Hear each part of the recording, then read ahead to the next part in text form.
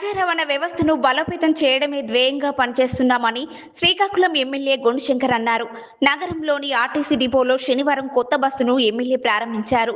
ఈ సందర్భంగా ఆయన మాట్లాడుతూ కూటమి ప్రభుత్వం ఏర్పాటైన తర్వాత పెద్ద సంఖ్యలో కొత్త బస్సులను అందుబాటులోకి తెచ్చామన్నారు.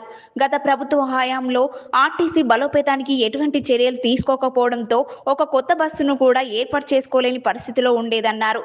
త్వరలోనే మహిళలకు ఆర్టీసీలో ఉచిత బస్సు ప్రయాణం సౌకర్యం కల్పిస్తామని వివరించారు.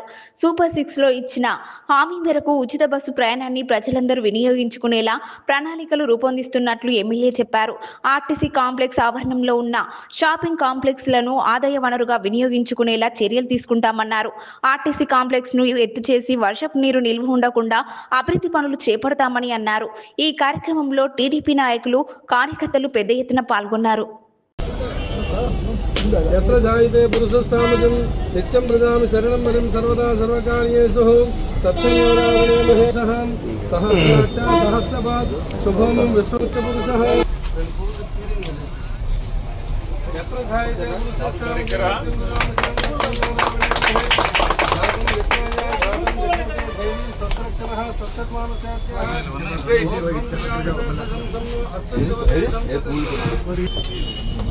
విజయవాడలోనే కట్టించారా? హైదరాబాద్లో